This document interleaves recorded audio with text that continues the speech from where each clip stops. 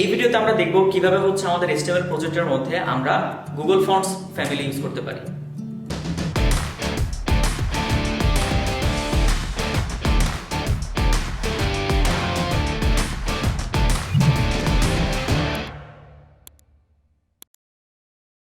আমি সোহাগ হাসান, আমি শিখবে সবাইতে web design and development mentor হিসেবে আছি এবং আমি হচ্ছে নিজেও একজন ফ্রিল্যান্সার হিসেবে কাজ করতেছি। চলুন আমরা তাহলে শুরু করি কিভাবে হচ্ছে আমাদের HTML প্রজেক্টের মধ্যে আমরা কিভাবে গুগল ফন্টস ফ্যামিলি ইউজ করতে পারি।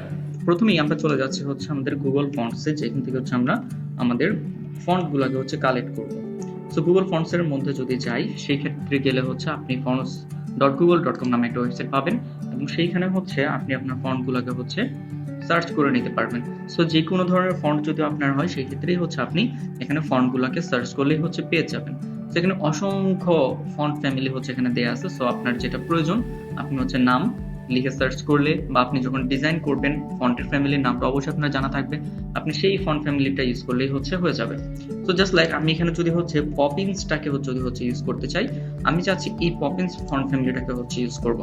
সো পপিন্স সার্চ করে সিলেক্ট করলাম। সিলেক্ট করার পর এইখানে হচ্ছে তার কিছু স্টাইল করে দেওয়া আছে অলরেডি।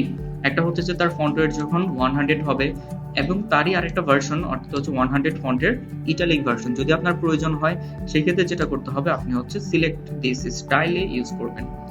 তারপর আছে 200 ওয়েট ফন্ট লাইট। সো সেটাও হচ্ছে আমরা এখান থেকে সিলেক্ট করতে পারি। এটা হচ্ছে অলরেডি এখানে আমি আগে কয়েকবার ইউজ করেছিলাম। সো দ্যাটস ওয়াই এখানে অলরেডি ইন্টিগ্রেটেড করা এটা। সো আমি এগুলোকে রিমুভ করে দিচ্ছি। তারপর হচ্ছে আমি আবার একদম প্রথম থেকে হচ্ছে দেখাচ্ছি। সো আমি আবার একটু গুগল ফন্টসে যাচ্ছি। আমার পপিন্সটা যদি আমার দরকার হয়, সেই ক্ষেত্রে আমি সার্চ করব। সো পপিন্স লিখলাম, পপিন্স ফন্ট ফ্যামিলিটা আমার সামনে চলে আসলো। এবার আমার যে ফন্টটা দরকার সেই ফন্টটা হচ্ছে আমরা এখান থেকে সিলেক্ট করে নিতে পারি, বা স্টাইলটা আমি এখান থেকে হচ্ছে আমার থিন স্টাইলটাও হচ্ছে নিব, সাথে হচ্ছে আমাদের 200 ফন্ট ওয়েট সেটাও হচ্ছে নিচ্ছি। তারপর হচ্ছে আমার 300 ফন্ট ওয়েট সেটাও হচ্ছে নিচ্ছি। অ্যান্ড আমি ইটালিকগুলো নিচ্ছি না শুধুমাত্র, কারণ হচ্ছে ইটালিকগুলো আমাদের সেভাবে যদি প্রয়োজন হয় সেক্ষেত্রে অবশ্যই আমরা নিব। তাছাড়া আমরা আমাদের রেগুলার ফন্টটাই হচ্ছে বেশি দরকার হয়। তো আমরা রেগুলার ফন্ট ওয়েটটা নিচ্ছি এখান থেকে আমরা 400, 500, দেন হচ্ছে ফন্ট ওয়েট 600, ফন্ট ওয়েট 700, বা যতগুলো লাগে একসাথে নিয়ে নিলে পরে প্রয়োজন মতো হচ্ছে কাজে লাগানো যায়। সো আমরা যতগুলো লাগলো সবগুলো ফন্ট হচ্ছে আমরা এখান থেকে সিলেক্ট করে নিলাম। যদি আপনার প্রয়োজন না হয় বা ভুল ক্রমে সিলেক্ট করে ফেললেন, বা আপনি নিয়েছেন বাট এখন আপনার লাগতেছে না, তো সেই ক্ষেত্রে আপনি আবার হচ্ছে মাইনাসে ক্লিক করলে সেটা রিমুভ হয়ে যাবে। তো যখন হচ্ছে আপনি এখান থেকে সিলেক্ট করতেছেন, সেই সিলেক্টেড লিস্টেডটা এইখানে হচ্ছে চলে আসে। সো সেই ক্ষেত্রেও যদি আপনি রিমুভ করতে চান, আপনি এইখান থেকেও হচ্ছে এগুলাকে রিমুভ করতে পারবেন। সো জাস্ট ফন্টটাকে সিলেক্ট করতে হবে কোন ফন্টটা নিচ্ছেন এবং ফন্টের ওয়েটগুলো সিলেক্ট করতে হবে। দেন হচ্ছে আপনি এইখানে দুইটা অপশন পাবেন, একটা হচ্ছে লিঙ্ক করার অপশন আর একটা হচ্ছে ইম্পোর্ট করার অপশন। অ্যাকচুয়ালি লিঙ্ক করার যে অপশনটা সেটা হচ্ছে আমাদেরকে ইউজ করতে হয় এই কোড যেটা দিয়েছে সেই কোডটাকে টোটালটাকে কপি করে আমাকে ইউজ করতে হবে আমাদের HTML এর হেড পার্টের মধ্যে। সো হেড পার্টের মধ্যে টাইটেলের নিচে জাস্ট একটু কমেন্ট করে নিচ্ছি আমি যে ফন্টস, দেন আমি তার নিচে হচ্ছে আমার পুরো জিনিসটাকে হচ্ছে পেস্ট করে দিলাম, যেটা হচ্ছে আমি কপি করে নিয়ে আসছি। সো এই হচ্ছে আমাদের ফন্টের লিঙ্কগুলো। সো আমি একটু সাজিয়ে নিচ্ছি। সো এই হচ্ছে আমাদের ফন্টের লিঙ্কগুলো। সো যখন আমরা এইখানে ইউজ করব তখন অবশ্যই আমরা লিঙ্ক থেকে কপি করব, বাট এই সেম জিনিসটা হচ্ছে আপনি আবার CSS এর মধ্যেও ইন্টিগ্রেট করতে পারেন, যে কোনো একটা। সব দুইটা যে প্রয়োজন হবে তা না।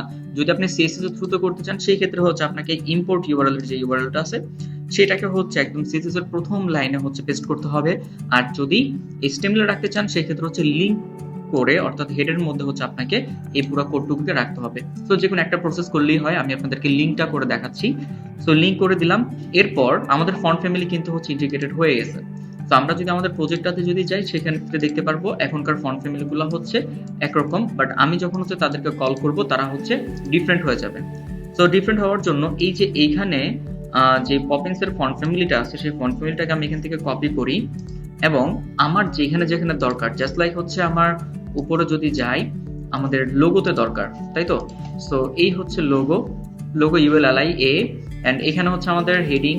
এই প্রত্যেকটা জায়গায় হচ্ছে আমাদের কি করতে হবে, আমাদের পপিন্স ফন্ট ফ্যামিলিটা ইউজ করতে হবে। সো আমি সাপোজ যে এখান থেকে ULLI এখানটাতে এসে হচ্ছে আমরা আমাদের ফন্ট ফ্যামিলিটাকে যদি ইউজ করি এবং সেভ করি একবারের জন্য, সো দেখেন চেঞ্জ হয়ে গেল।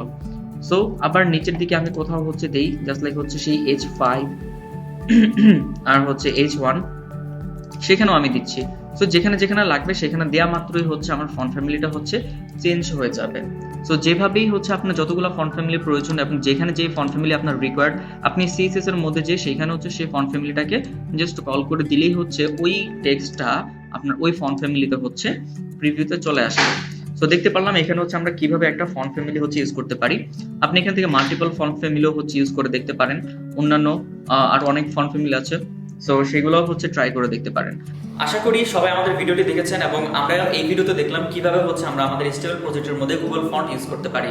সো যদি আমাদের ভিডিওটি সবার ভালো লেগে থাকে অবশ্যই লাইক, কমেন্ট এন্ড হচ্ছে শেয়ার করুন। আর পরবর্তী ভিডিও পাওয়ার জন্য আমাদের চ্যানেলটিকে সাবস্ক্রাইব করুন।